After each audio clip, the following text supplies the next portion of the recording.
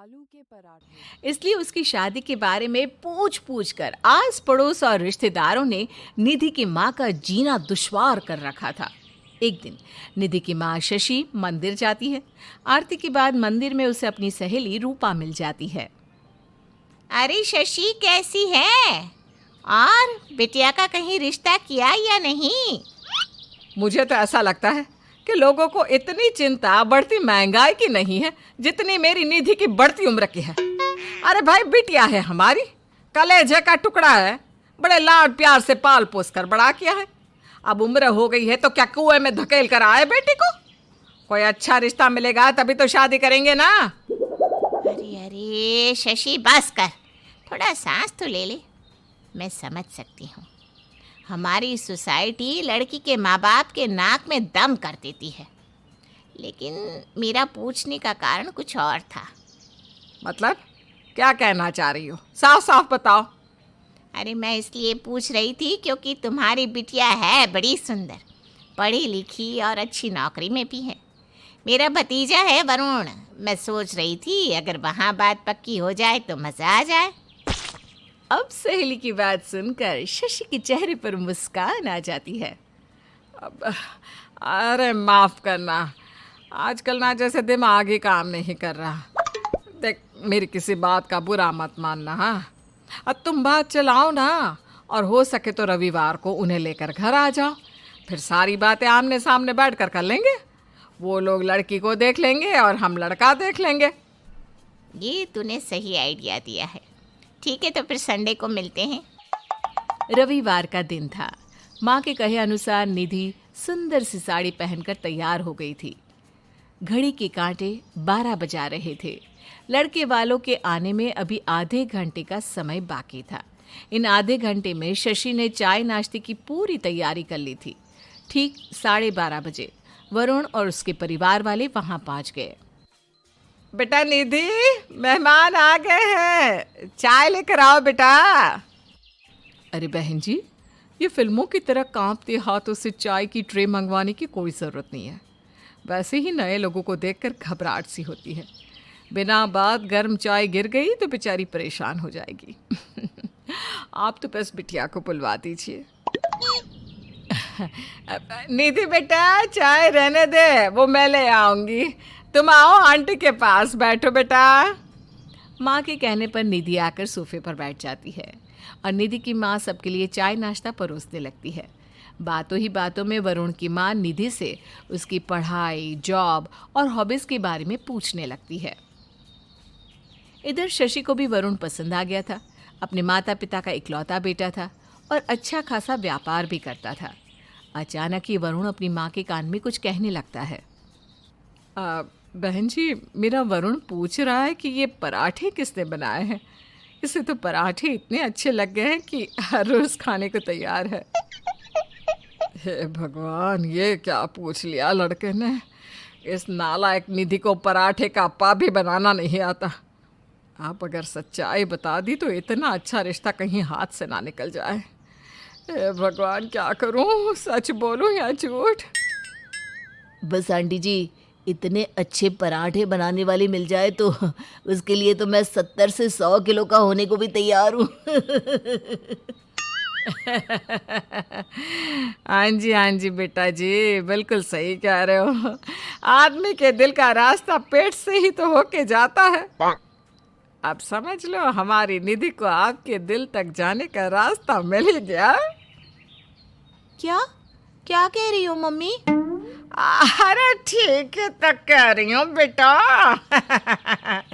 तू रोज ऐसे ही बढ़िया बढ़िया पराठे बनाकर सबको खिलाना और वरुण के दिल पर राज करना, राज। पराठों की बात में सब ऐसे उलझते हैं कि बाकी सब बातें भूल वरुण के पराठा प्रेम पर ही चर्चा होने लगती है। वरुण तो उसी पल शादी के लिए तैयार हो गया जब उसे पता चला कि पराठे निधि ने बनाए हैं। लड़के वालों के जाने की बाद उन लोगों के सामने झूठ का पहाड़ खड़ा तो कर दिया, लेकिन अब तू मेरी बात का मान रख ले। बस सबसे पहले पराठे बनाना सीख ले, ससुराल जाकर मेरी नाक मत कटवा देना। अरे मम्मी, मुझसे गोल रोटी तो बनती नहीं। आपने भी पता नहीं क्या मुसीबत मेरे गले बांध दी। क्या जरूरत थी झूठ बोलने की? अरे ज्यादा से ज्यादा क्या हो जाता? शादी के लिए मनाही तो कर देते ना, तो कर लेने देते। कम से कम मेरी जान तो आफत में नहीं आती। अरे तो सीख जाना, सीखने से ही तो आता है। हम कोई रोटियां बनाने में डिग्री लेकर थोड़ी ना आए थे। और तुम्हारे जैसी अनाड़ी लड़की से कौन लड़का ब्याह करने को राजी होगा? रोटी तो सभी खाते हैं ना। तो जिसे खाने का शौक है वो बनाना सीखे, मैं क्यों सीखूं? अरे देख निधि, बहस करने से कुछ नहीं होने वाला। अगर मैं भी तुम्हारी तरह सोचती तो तुम सब आज भूखे मर रहे होते। 2 महीने बाद का शादी का मुहूर्त था। निधि माँ से आलू के पराठे सीखने की कोशिश तो बहुत कर रही थी, लेकिन बेचारी हर बार पराठे की जगह तबाही पराठा बनाकर रख देती। उसके टेढ़े मेढ़े फटे उड़े 2 पराठों के बाद रसोई में तबाही मची होती थी। धीरे धीरे 2 महीने का समय भी बीत जाता है और निधि शादी करके वरुण के घर आ जाती है। ससुराल में निधि का जोरदार स्वागत होता है और सबसे उसे खूब प्यार भी मिलता है। शादी के 2 दिन बाद घर में काफ़ी सारे मेहमान जमा थे। तभी वरुण निधि के पास जाता है। देखो निधि, बहुत इंतज़ार कर लिया।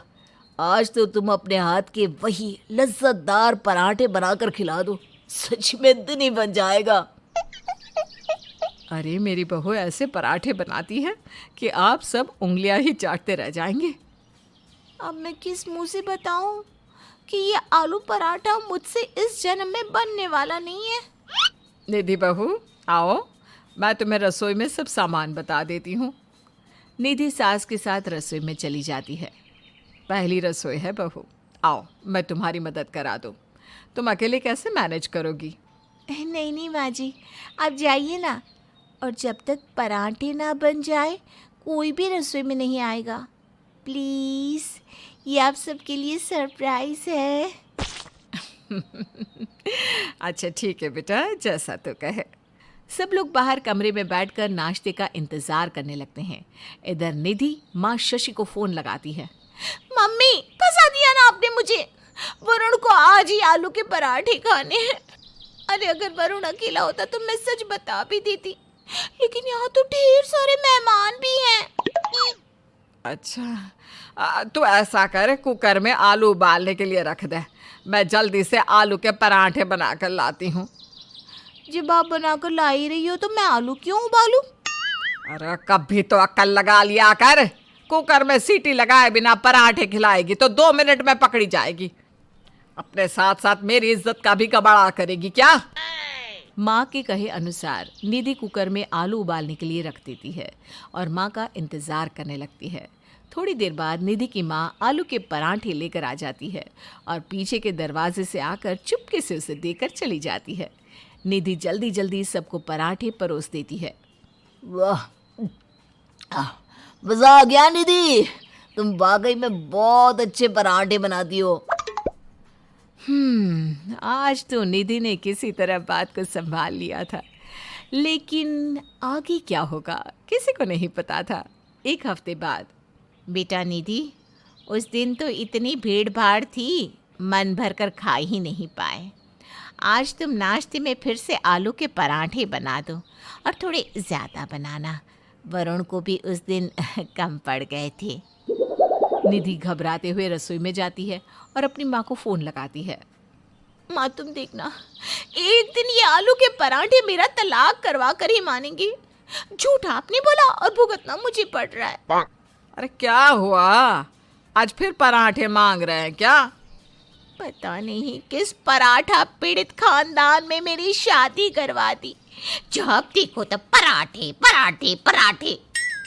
अरे बेटा, बड़ी गड़बड़ हो गई फिर तो।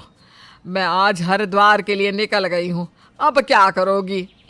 मम्मी, आपने भी तो आलू पराठा पहलवान पराठे वाले से ही बनाना सीखा था ना? मिल गया आइडिया। आज मैं पहलवान से ही ऑर्डर कर देती हूँ। मम्मी जी मंदिर जा रही हैं, बस उनकी जाती ही मंगवा लूँगी। निधि सास के जाने का इंतजार करने लगती है और उनके घर से निकलते ही पराठे ऑर्डर कर देती है। थोड़ी देर में सभी नहा धोकर नाश्ते के लिए डाइनिंग टेबल पर बैठ जाते हैं और निधि सबके लिए पराठे सर्व करने लगती है। निधि बेटा, आज पराठे का टेस्ट कुछ अलग लग रहा है। क्या क्या डाला है तुमने आज? मैंने तो वही डाला है मम्मी जी जो पिछली बार डाला था। अच्छा निधि बेटा, तुमने टमाटर की चटनी कैसे बनाई? जब से टमाटर महंगे हुए हैं मैं तो घर में लाती ही नहीं। नहीं मम्मी जी, ये टमाटर की चटनी नहीं है, ये तो मैंने फूड कलर और अमचूर डालकर बनाई है। वाह बेटा वाह, कोई कह ही नहीं सकता कि ये टमाटर की चटनी नहीं है। अरे यार, जल्दी जल्दी में खाना लगाते हुए मैं तो ये भूल ही गई थी कि टमाटर की चटनी नहीं देनी थी। तभी सास अरुणा आखिरी पराठा उठाती है, जिसके साथ साथ उसके हाथ में एक टिश्यू पेपर भी आ जाता है। हाँ निधि बेटा, ये टिश्यू पेपर पर तो पहलवान पराठा लिखा हुआ है। इसका मतलब ये पहलवान के पराठे हैं?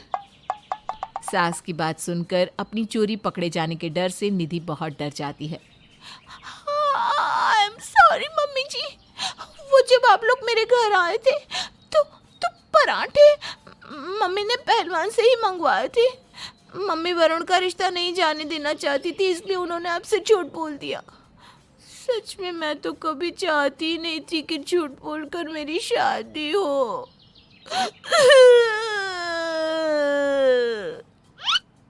बेटा, वरुण की शादी एक लड़की से हुई है, आलू के पराठे से नहीं। और मुझे तो तुम पहली नज़र में ही भाग गई थी। तुम बिल्कुल परेशान मत हो। आओ, मैं तुम्हें पराठा बनाना सिखाती हूँ। अरे माँ, लगता है हमारा मजाक इसने ज़्यादा ही सीरियसली ले लिया। और उस दिन के बाद निधि अपनी सास को माँ की तरह समझने लगती है और कभी भी उनसे झूठ नहीं बोलती।